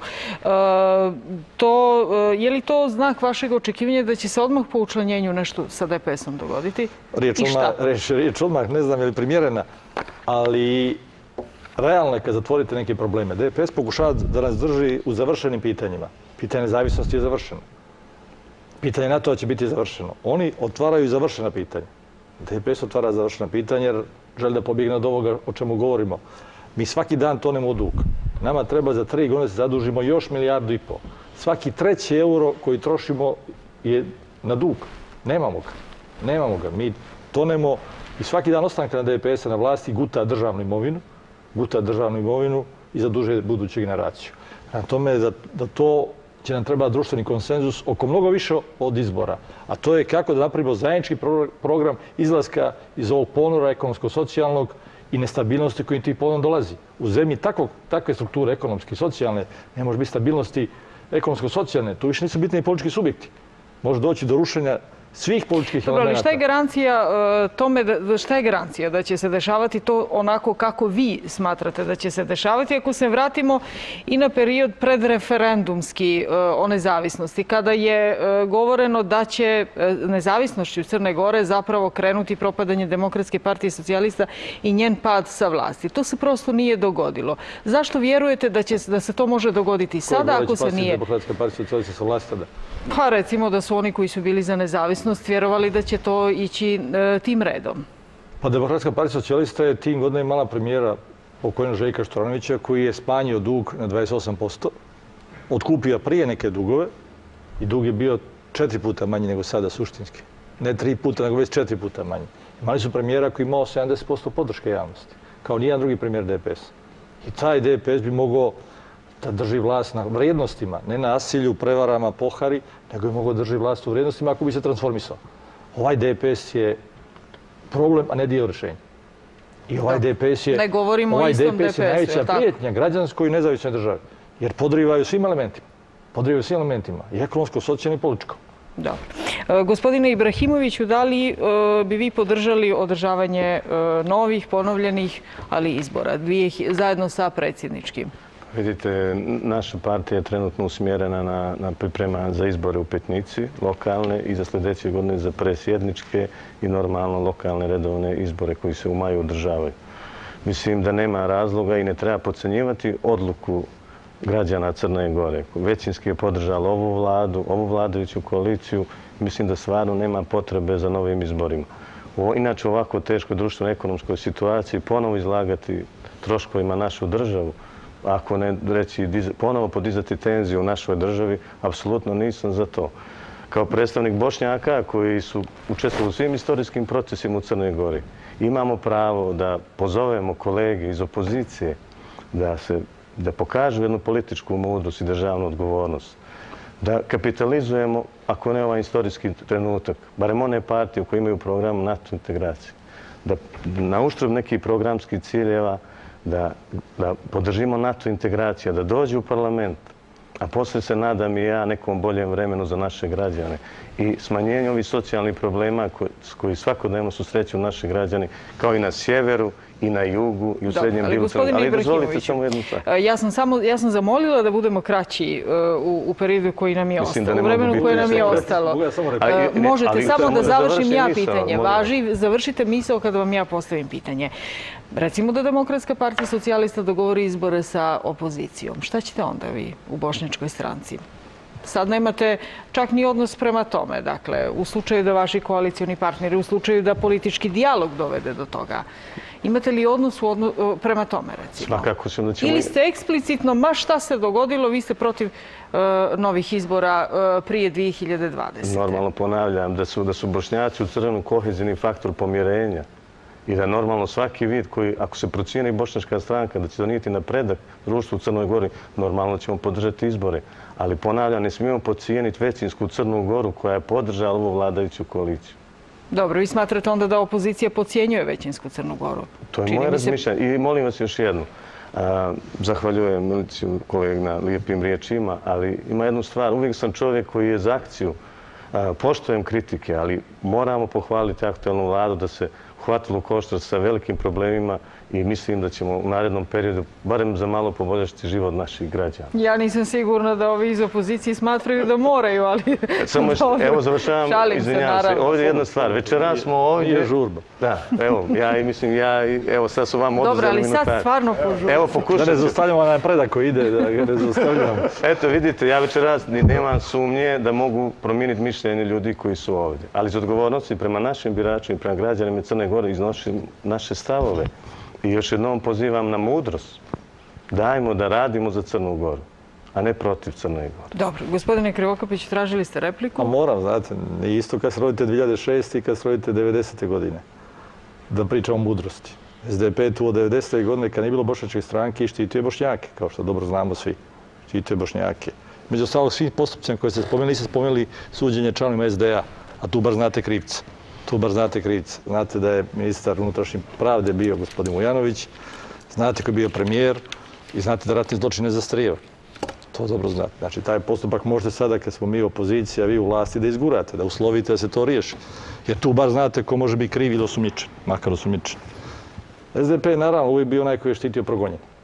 Štitio je, 90. su bili progonjeni Hrvati, Bošnjaci, čak i Crnogorci, oni koji su zvali 100% Crnogorci. Ali smo branili pravdu. Brali smo pravdu tih godina, ono što smo mi mislili da je pravda, vrijeme je pokazalo da je to bila pravda. Sada također želimo da branimo one koji budu progonjeni. Želimo da ima tada pošteni sudski postupak za SDA, tada za SDA, a sad želimo pošteni sudski postupak za DF. Ako smo branili progonjene Bošnjake, Hrvate, Crnogorce, branit ćemo ako neko to radi iz političkih razloga i progonjene Srbe. Isto tako prilježno... Dobro, ali da li vas brine to što nemate, recimo... Isto tako prilježno, kao što smo radili to. Ali da bi Crna Gora bila tako kako hoćemo, udružena, srećna, prosperitetna, u ovoj zemlji mora biti pravde prije svega. Prije svega pravde. Nije nema ni kao što ima ni za 94. Nema ni za 94. još nije stigla. Ajde, molim vas da završimo ovu repliku. Kratko vi, gospodine Ibrahimoviću. Hvala vam na podsjećanju, izvinjavam se žrtvama iz 94. ali svakako prilike čini junak. 2006. je bošnjačka stranka imala važnu ulogu u istorijskim procesima Crne Gore, ali mojemo zaboraviti da su Bošnjaci svo vrijeme istorijski događaja veliki bili uz Crnu Goru. Dobro. Evo, ajte, samo nemojte otvarati, molim vas, nego da uđemo u priču. Pošto je Krivokapić sada rekao vezano za to kako je tražio pošteni spor za Bošnjake, pa sada i za DF. Ovdje, u našem slučaju, radi se o montiranom političkom procesu, zbog toga sam i donio sva ova dokumenta. I vrlo je važno u političkim procesima da se uključi javnost. Javnost da prati to. Zbog toga je DF se i trudio da pokaže kako smo napadnuti, a vi znate zbog čega. Demokratski front je u oktobru 2015. godine gotovo oborio vladu Mila Đukanovića. Danas nije premijer zbog naših protesta, a ne zbog snage Duška Markovića. I vi znate da s nama Duško Marković sve i da želi da nas vidi u vladu, da mi tamo nećemo ići. Zvali su nas i prije da budemo u toj vladi, pa smo odbijali. On zna da mi nećemo, ali također zna njegov šef da danas nije premijer zbog Demokratskog fronta i zna da će Demokratski front, vjerujem, uspjeti da objedini opoziciju, da nova akcija nenasilnog otpora kojeg ćemo zajedno, ako Bog da sreće, pokrenuti, da će ona dovesti do promjena u Crnoj Gori. Hoće li to biti protesti protiv NATO-a ili će to biti protesti protiv vlasti? Šta će to biti? Ne znam koliko zbog vas nije premijer, ali znam zbog koga nije premijer. Ne znam koliko zbog vas, ali znam zbog koga nije premijer. Ste najavljivali, gospodine Mandiću. Na koje proteste mislite? Protesti protiv NATO-a će svakako biti. Ja u proteste oko NATO-a želio bih da učestvuju svi koji se zalažu za referendum. Ali svakako da postoje u opoziciji i oni koji su protivnici referendumskog izjašnjavanja i mi zovemo one ljude, onu većinsku Crnu Goru da bude zajedno sa nama, da odluka koju treba donijeti bude donijeta nakon izjašnjavanja građana. Evo smo prije ove emisije govorili o tome, oko mogućnosti ratifikacije i važno je da podsjetimo građane da proces u nacionalnim parlamentima NATO zemalja još nije završen. Čeka se odluka Holandije, odnosno čeka se provjera. To znamo. Recite nam, vi ste prije emisije rekli da je u toku prikupljanje potpisa u Holandiji za održavanje referenduma i da to ide dobro. Tamo su neki od vaših aktivista ili kako? Dajte nam kompletnu informaciju o tome. Dakle, da eto, pa vi kažete da znate, pa onda ne znate. Evo ja ću vas obavijestiti da svi znaju u Crnoj Gori. Da svi znaju u Crnoj Gori. Dakle, u Holandiji je neophodno da nakon glasanja u njihovom senatu postoji mogućnost da se putem referenduma provjeri ta odluka glasanja u senatu. Neophodno je u roku od 4 nedelje skupiti 10.000 potpisa i Gojko Raičević, predsjednik Unije za neutralnost, nalazi se u Holandiji zajedno sa još nekoliko važnih ljudi iz Unije, gdje animiraju građane Holandije, razgovaraju sa njihovim političkim strankama, nevladinim organizacijama, da pokažu da ni u interesu Holandije, ni u interesu NATO-a nije uključenje Crne Gore u NATO, a svakako jedan od važnih argumenata da je većina građana protiv toga. U Crnoj Gori vi imate posla sa jednom okoštalom vlašću koja je i na prošlim izborima vlast branila ne sa pokazateljima ekonomskim, ne sa planovima ekonomskim, nego sa tim kako će odbraniti državu. Ja nemam nikakve dileme da će kakav god da bude rezultat oko NATO na nekim narednim izborima, ta ista vlast braniti, imati program odbrane države, odbrane ovih integracija, odbrane onih integracija. Ja sam htjela da vidim sa gospodinom Ibrahimovićem šta je posljednja informacija iz parlamenta, kada se očekuje ratifikacija, pošto se zna da će ili vlada ili parlament, jedna od te dvije institucije će tražiti. Svakako čujemo odgovor na predlog vlade. Ali dozvolite mi, moram... Kada očekujete vi da može doći do toga? Danas su se čuli neki glasovi iz vlasti, čini mi se Liberalna partija, da će to biti do kraja ovog mjeseca. Vjerujte, kao inženjer, više sam za egzaktnost kao i kolega Mandić i zato dajmo da sačekamo. Ali dozvolite, ipak bi se umiješao vezano za NATO integracije. Ja ponavljam, ovdje branim stav ljudi koji su podržali većinski stav Crne Gore, kao i za nezavisnost 2006. Bošnjaci su skoro 100% podržali. Isto tako i na posljednjim parlamentarnim izborima. Skoro 90, ako ne 100% su podržali vladajuću koaliciju i partije koje imaju u svom programu NATO integracije. Dobro, gospodin Ibrahimović, ja vas vraćam. Zato ne možemo reći da nemamo na neki način parlament. Ali zato ne možemo reći da nemamo većinsko opredjeljenje. Što se plašite onda referenduma? Što nijeste vi za referendum kada već tako ste sigurni da imate slovo? Nije ovo pitanje referenduma za ili protiv. Molim vas, gospodine Ibrahimoviću, šta kažu posljednje informacije iz parlamenta? Imate li ih vi uopšte? Kada se može očekivati ratifikacija? Znamo da je predsjednik parlamenta rekao da neće častiti časa, zakazat će ratifikaciju. Govori se o tome da možda će i parlament zapravo predložiti sporazum.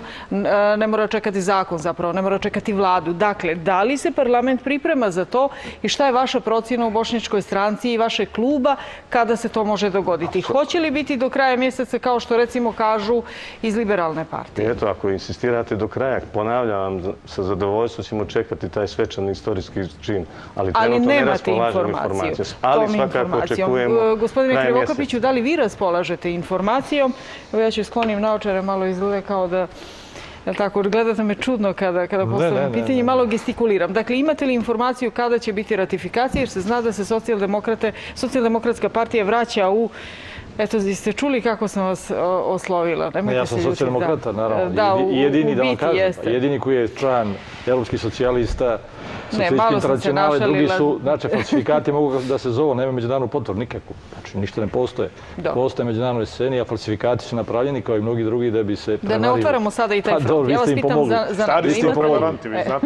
imate li informaciju kada očekujete da... To je manje bitno, vi znate da je to pitanje suštinski rješeno pozivom za NATO i da ove ratifikacije se sprovode. Naša formalno može stupiti na snagu tek kad svi ostali završe. Znači, mi možemo donijeti odluku kad hoćemo, ali ne može stupiti na snagu jer mi pristupamo protokolu koji je promijenjen, koji treba se promijeniti da se ubaci Crna Gora u njega. Ne možemo ratifikovati nešto što još nije formalno zaokruženo. A to znači mora se čekati posljednja ratifikacija da bi naša stupila na snagu. Možda donijete danas odluku... Prema vašoj procjeni koliko to, kada se može to očekivati? Ja ne smatram to pitanje tako bitno. To se pumpa kao vrlo bitno pitanje. Čekajte, ali ako se pripremaju neki protesti s tim u vezi, onda je to dodatak na priču o krizi. Protesti nemaju, protesti ako su mirni, su normalni dio demokratije. Čita Srbija se digla, ne zna se niko organizovao, pa policija obezbeđuje te skupove. Nisu čak ni uredno prijavljeni. Dobro, ali kod nas ima to ako, je li tako, ako su mirni? Pa ne mislim, ja su i manje sposobni politički ljudi. Nama država nije toliko ozbiljna sad u ovom trenutku kao u Srbiji, ali mi kao politički ljudi smo zreli, ja mislim, od drugih regiona da možemo rešavati stvari na miran način. Da li se povratak socijaldemokratske partije u Skupštinu da se glasa o ratifikaciji sporazuma o pridruživanju NATO-u može smatrati povratkom SDP-a u Skupštinu i prekidom jedinstva djelovanja opozicije? Ne, ni slučajno. Mi ostajamo pri tome da ćemo se vratiti kada se prihvati izbori. Mi ispunjavamo međunarodnu obavezu koju smo preuzeli. To nije odnos prema tom sazivu parlamenta, nego je to odnos prema našoj međunarodnoj obavezi, na kraju prema utemeljivačima te ideje u Crnoj Gori.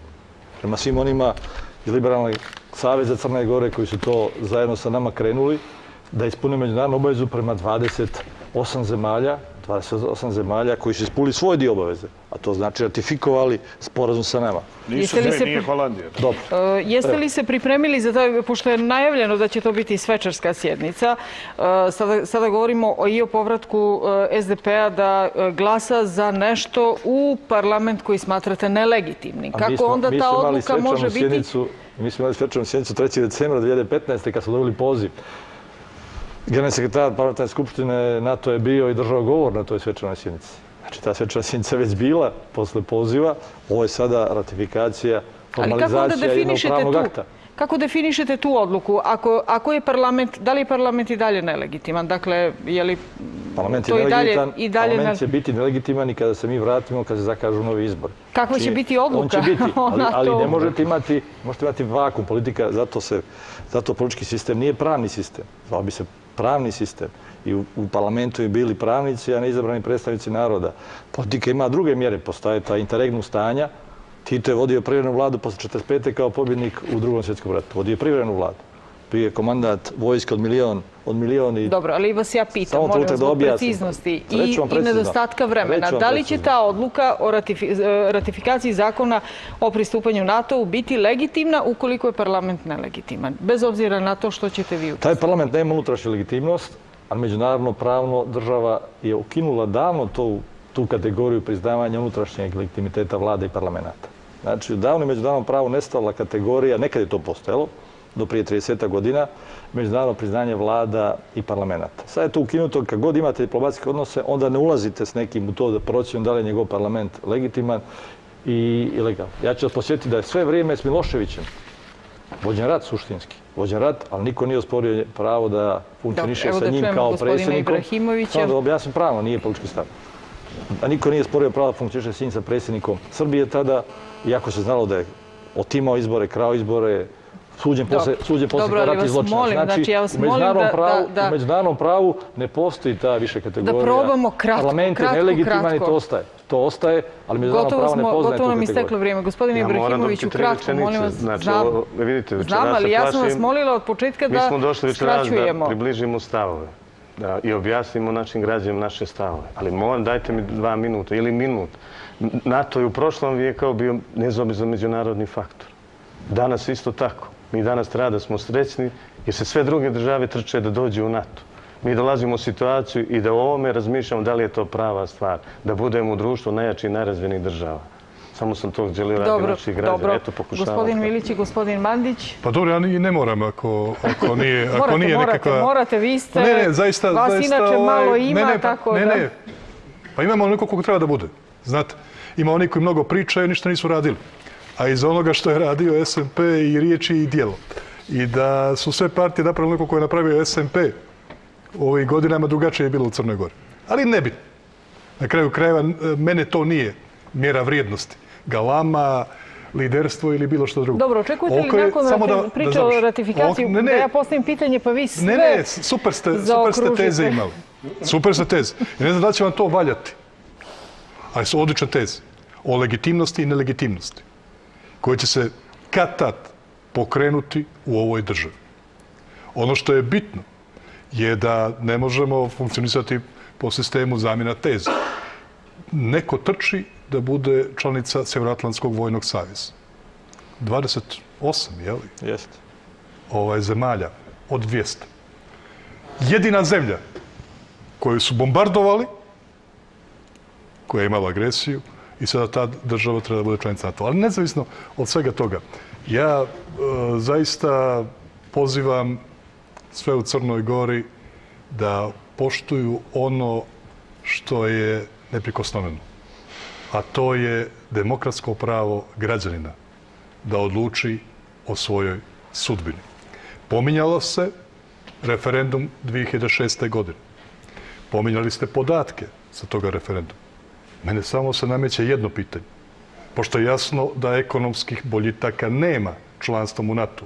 Jer danas ste imali da je jedan avion Hrvatske vojske imao incident i da se to desilo na jednoj kući je pao, ne znam da li je bilo žrtava ili nije bilo žrtava. Ali imao i srpske vojske, jedan avion je pao. Dobro, ne znam čemu ta replika. Ne znam čemu ta replika i čim je to izazvano. Ali, evo, da ne dozvolimo ovima koji nisu večeras tu.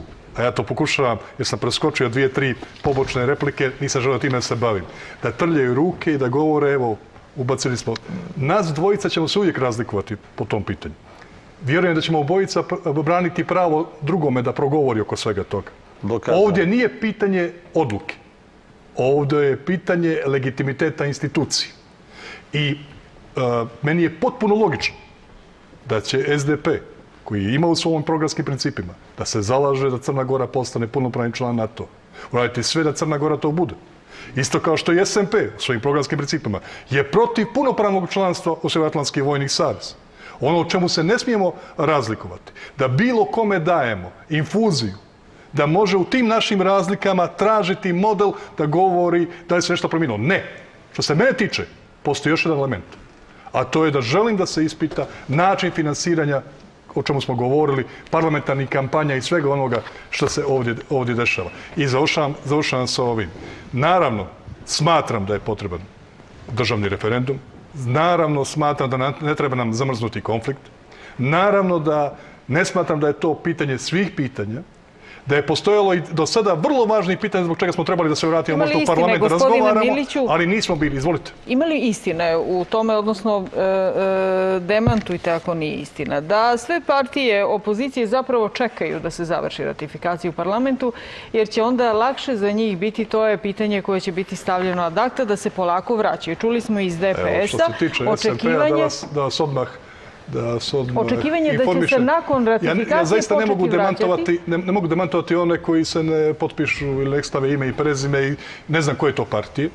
Smatram da smo ovdje jasno identifikovali da ova država je u političkoj krizi, da ta kriza se mora riješiti, da nam trebaju izbori i da nam treba rasvetljavanje svih činjenica, da nam treba istina. To su elementi ključni. Sad govorim u lično ime kao poslanik. Nema šanse da na bilo koji način budem dio tog parlamenta dok se ovi elementi ne razjasne. Dobro, da li će odluka SDP-a dovesti u pitanje opozicionu koheziju u odnosu na politička pitanja SDP-a, da se vrati u parlament? O tome se često razgovara i spekulira. Mi smo imali tu izjavu, govorili smo oko svega toga, primili smo k znanju stav Socijaldemokratske partije, smatramo da ne treba se ulaziti u parlament, ali ono što je za mene ključno je da svi zajedno tražimo razjašnjenje, da tražimo istinu o onome što nas je okupilo i večeras ovdje, vaša tema koju ste kandidovali, i istinu o onome šta se dešavalo prije, na dan izbora i nakon tih izbora. Dobro, gospodine Mandiću. Pa meni je večeras bilo od posebne važnosti da sam uspio da predstavim svim našim prijateljima, predstavnicima opozicije, važna dokumenta i da sam uz pomoć njih i svega onoga što se dešavalo prethodnih dana zajedno sa članovima predsjedništva DF-a razbiju param parčad lažnu optužbu vezanu za državni udar. Usput smo uspjeli da otkrijemo kriminalnu organizaciju koja postoji u institucijama države Crne Gore i svakako da smo mi i ranije, znajući za određene činjenice, krenuli u borbu protestima, jer je to bio jedini način da se ta vlast promijeni. Hoće li biti onog dana kada bude ratifikacija? Jeste li se spremili za to, jer ste najavljivali? Biće protesta za referendum, gdje pozivamo sve političke činioce, sve zainteresovane građane da se okupimo i tražimo od Skupštine Crne Gore da se raspiše državni referendum. To će biti prije zakazivanja sjednice ili na dan zakazivanja? A svakako da će biti i onaj dan kada se bude držala ta Skupština. Tražimo da se raspiše referendum, jer ako se Crna Gora na prevaran način ugura u NATO, ta priča ostaje otvorena i referendum se mora održati. Nakon toga ili prije toga mi pozivamo, od kako su završeni izbori, sve kolege iz opozicije. Neki kao izgovor koriste priču o NATO i agendu vezano za NATO. Pozivamo ih da zajedničkim radom oborimo nenasilnom borbom kroz proteste vladu Crne Gore i dovedemo situaciju. Ili ne želite da kažete koji su to, kad kažete neki to koriste? Ne kažem, neki pravdaju to agendom vezano za NATO. Evo konkretno, gospodin Krivokapić će tog dana biti u parlamentu, a mi ćemo biti zajedno sa narodom ispred parlamenta protestujući protiv odluke da se u parlamentu Crna Gora uvede u NATO. Smatramo da je to prevaran način. Ali neće biti ili će vam biti problem da nakon toga nastavite sa gospodinom Krivokapićem da djelujete zajednički? Mi ćemo morati da dovedemo do promjene vlasti. Mi imamo 30 godina različite stavove sa gospodinom Krivokapićem, ali mi znamo da je najveće zlo Crne Gore, Demokratska partija socijalista i organizovani kriminal povezan sa vrhom Demokratske partije socijalista. Reklame, gospodine Ibrahimović, onda vi. Reklame.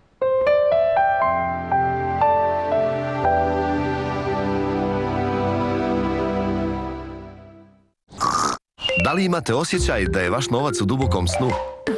Probudite ga novim akcijskim depozitom i kamatnom stopom od 2%. Addiko Bank, gdje je 2+2 = 4.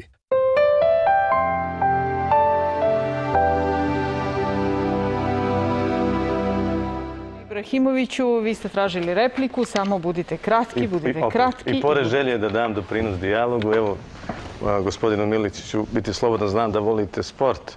I fudbal igra možda u Evropi hiljadama klubova, ali Euroligu ili Šampion ligu igra samo određeni broj ljudi. I stvarno moramo ovdje zarad istine o NATO-u i našeg pogleda euroatlantskih integracija. Ko zna šta bi danas bilo da je Čehoslovačka prihvatila Maršalov plan, odnosno da nisu Rusi izvršili vojni puč. Danas vidite, posle Češke koja je u NATO-u, ima strašan ekonomski bum što se tiče industrije i turizma. Dozvolite mi da vjerujem da će Crna Gora posle ravnopravnog članstva u NATO biti zemlja prosperiteta. Dobro. Gospodine Krivokapiću, vi ste htjeli da... Htio sam u procedure. To pravo ostaje i poslije, da budemo vrlo otvoreni. Ko bude imao većinu da donese odluku o raspisivanju referenduma, neće danas 50 godina. To je proces Ustava regulisan u Crnoj Gori. Kolege da imaju većinu da raspišu referendum, ako i nemaju i sada, možda će ih imati iduće izbore, to ne znamo. Ako se na to ne pokaže kao dobar izbor, ja sam potpuno uvjeren da će biti istorijski dobar izbor i jedini mogući izbor za Crnu Goru, ali kolegama ostaje kada dobiju većinu u parlamentu, u proceduri, da donesu drugu odluku. Ali ako ste u načelu pravno i politički za to da se jutra neka druga većina odluči i pokrene referendum, zašto? To ne možete spriječiti. To ne možete spriječiti. Sada je većina za to da se to odluči u parlamentu, ustavno je to zagarantovano kao pravo i mi to pravo koristimo kao većina koja je tada na referendumu odlučila o tome. Da vas posjetite, deklaracija nezavisnosti jasno piše. Orijentacija Crne Gore ka NATO. Deklaracija nezavisnosti. Znači politička većina... Ustav Crne Gore, izvinite, Ustav Crne Gore je jedini, to pouzdano znam, jedini koji ima u svojoj preambuli evroatlantsku integraciju Crne Gore. U preambuli za reći pravo, nije u normativnom dijelu. Na tome mi smo taj program iznijeli kao dio referendumske kampanje za nezavisnost, utemeljili ga, donijeli posle strategiju odbrane i sve ostalo, ušli u proces, 28 zemalja pozvali da nas prime, ispunili taj dio agende i to je kraj. Hoće li neko, kao što je SRJ stvorena, znate da je DPS imao 2 referenduma, jedan protiv nezavisnosti 1992. Drugi za nezavisnost 2006. Ali ako je završeno sada, ako je sada završeno... Ista partija je imala 2 referenduma, jedan protiv nezavisnosti, jedan za nezavisnost. Pa dobro, nije isključeno da ta partija bude i protiv NATO-a. Jeste li baš sigurni da bi se moglo to tako odigrati? Kad dođe prave NATO vrijednosti u Crnu Goru, ja ponavljam, za neke u DPS-u je NATO prijetnja, a ne nagrada. Jer NATO donosi standarde demokratske. Prvi zahtjev NATO je vladavina prava. Dobro. To je i Evropske unije, pa evo, razgovarate i dalje o njoj. Evo napokon da se složimo Krivokapić i ja oko nečega i ovo mi se jako dopalo. I to moraju da građani Crne Gore shvate. To je jedan trenutak u kome se donosi odluka kao što je bila 2006. godina, ali ništa nije trajno. Ništa nije trajno, čak ni trajna ondulacija nije trajna, a ne sada članstvo u NATO-u. Mislim da vrijeme koje je pred nama definisaće neke nove većine, bit će nekih zaokreta. Ja sam politički predstavnik srpskog naroda u Crnoj Gori. Dogovorili smo s kolegama iz Pokreta za promjene Crnogorske stranke da formiramo DF i zajedno sa DNP-om da napravimo, izvinite, moćnu organizaciju. Dakle, najjači smo opozicioni subjekti. Imamo priliku da sutra, kao vlast, kao noseći dio vlasti, možemo da kreiramo u jednom ili u drugom pravcu. I to je važno da građani znaju da ništa nije trajno, niti je zapisano za buduća vremena. Ovo je jedan moment... Samo jedna partija u tom sazivu će od početka biti za NATO, kad se bude glasalo. Samo jedna partija. To vam je dovoljan dokaz. To je vaša stranka. To vam je dovoljan dokaz kako stvari mogu da se mijenjaju. Gospodine Miliću. Znate kako? Prvo, hvala na prilici da večeras budemo vaši gosti. Predstavljam i predsjednik sam partije koja je u svim gradovima izašla.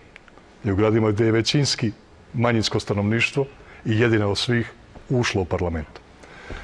Na tim lokalnom nivou. Kad govorimo o građanskom dijelu. Kad govorimo oko ovoga dijela, upravo argumenti koje je gospodin Krivokapić malo prije rekao je suština. Izvinite, ako mi imamo zamrznuti konflikt, tenzije, pitanju da li ili ne biti dio Sjevernoatlantskog pakta, šta može biti logičnije nego konsultovati narod, da narod na referendumu to pitanje skine sa dnevnog reda. Na ovakav način, najbolji argument da smo u pravu da većina u Crnoj Gori ne želi da budemo članica Sjevernoatlantskog pakta je ovakvo odbijanje onih koji se zalažu za NATO da bude referenduma. I to je jednostavna logika. Ne postoji pitanje cijene toga referenduma, jer smo govorili hajdemo da ga organizujemo zajedno sa parlamentarnim izborima i neće koštati ništa posebno. Sa druge strane, na ovakav način se daje... Je li realno da se organizuje jednog dana? Evo, recimo, završi se ratifikacija, mi smo članica već od maja, pitam vas da li je realno... Evo, vi ćete da protestujete, da tražite. Pitanje je hoćete li dobiti referendum. Gospodine Miliću, koliko je realno da se referendum sa nekom novom vlašću održi, pa da mi onda pokrenemo proceduru izlaska iz NATO-a. Je li, ako sam ja dobro razumjela? Nisam primijetio da je nijedna od političkih partija govorila o bilo kakvom drugom referendumu, nego govorimo o državnom referendumu vezano za pristupanje Crne Gore u Sjevernoatlantski pakt. Da li je realno da se to može uraditi? Ja mislim da je potpuno realno. Ja mislim da je nerealno ako neko smatra da će tenzije po tom pitanju splasnuti onoga trenutka kada Skupština Crne Gore, a mislim se slažemo, makar 3 od 4 noćas ovdje, da je ona u ovom trenutku nelegitimna. Jer ne predstavlja slobodno izraženu volju građana član 2 Ustava Crne Gore. Da li će eventualna ratifikacija u skorijem periodu, eventualna ratifikacija i zatvaranje te priče u Skupštini, relaksirati političku situaciju ili usložniti? O tome ja vam govorim da... U odnosu na taj politički dijalog koji treba se desi. Dakle, postoje procesi koji su vrlo jasni. Mi tražimo razrješenje i istinu po ovim pitanjima. Sa druge strane, bilo kakva odluka u Skupštini neće ni to pitanje staviti ad acta, nego će ga još više usložiti. I ako je cilj nekome da to pitanje bude dimna zavjesa u odnosu na probleme sa kojima se suočava crnogorsko društvo, pošteno je to reći i kazati građanima Crne Gore. Mi nećemo da se održi državni referendum jer želimo na takav način ponovo da dijelimo Crnu Goru na izdajnike, patriote, na Srbe, na Crnogorce ili kako je rekao jedan moj prijatelj. Da ne postoji, a to je odgovor i vama, da ne postoji niti jedan Srbin, Kinez ili Rus na svijetu. Ja kao Crnogorac bio bih protiv NATO. Dobro, gospodine Miliću, mi moramo da iskoristimo vašu priliku jer mi ne znamo kada ćete vi ponovo da dođete. Ako budu neka pitanja... Možemo li samo jedno razrješenje dodatno? Znači, ajde pa da mi gospodin Milić o nekim unutar stranačkim... To će biti završeno pitanje. To će biti završeno pitanje. Ja znam da se u opoziciji zalažu za vladavinu prava. Za vladavinu prava se zalažu. NATO tome pomaže. Ima tu jedna prosta stvar koju sam negdje više puta rekao nekim adresama. Znate, to je jasno u opoziciji u onom suštinskom smislu. Nije u nekom programskom smislu, imaju program koji je protiv NATO, ali suštinski mislim da će i postati jasno. Ako želite demokratiju, idete na zapad. Dobro, hoće li povratak u parlament? Ako želite da vladate, idete na istok. Hoće li povratak u parlament, gospodine Krivokapiću, ojačati vašu međunarodnu poziciju? Da li je to vama između ostalog cilj, kao što se vašu? Stranke vaše i vas kao političkog lidera. Naša stranka je jedina stranka integrisana u međunarodnoj zajednici, jedina već član svih tih asocijacija. Dobro, ali sada ste u situaciji kada međunarodna zajednica opoziciji traži da se vrati u parlament, nemate neku podršku. Znate kako, to sam radio ja kao predsjednik Parlamentarne skupštine OEBS-a, je to doktrinarni stav. Dobro. I znam da sam griješio u nekoliko slučaja, ali ću vas posjetiti da je Edi Rama 3 godine bio u protestu i u bojkotu.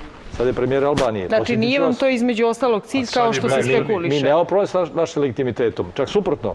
Ono što mi radimo će vrlo dati brzo rezultate na unutrašnjem planu. Naš međunarodni ugled će upravo donijeti razrešenje na unutrašnjem planu čim se završi agenda na to. Prije pitanja oko mene. Znači, molim vas, kratko. I ovo oko NATO-a, sad to kažem što je Demokratski front, neko ko najsnažnije traži referendum, je razlog što smo ovako napadnuti i ja i kolega Knežević i što je Marko Milačić u zatvoru. To je osnovni razlog jer neko iz crnogorskog režima pogrešno je shvatio da treba da primijeni ove stvari. Što vas nema u javnosti, zašto vas nije bilo od izbora na ovamo? Ali neko to zloupotrebava. Jedino, molim vas gospodine Mandiću, jedino čini mi se na nekoj partijskoj proslavi u Bijelom polju kad ste rekli evo živ sam i od tada vas nije bilo. Zli jezici kažu da dok vi niste tu, postoje oni koji žele da preuzmu partiju. Kako je stanje u Socijalističkoj narodnoj partiji? Pa dobro, evo. Referendum. Ja mislim da je potpuno realno da smetam i potpuno realno da SMP smeta. I smatram da svi oni koji rade protiv SMP-a rade u korist Demokratske partije socijalista. I ja želim da ih samo snaga podrži, da to nastave da rade.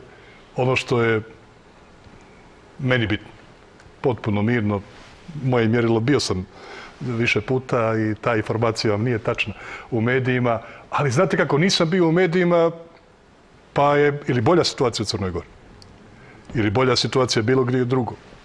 Nije to mjerilo.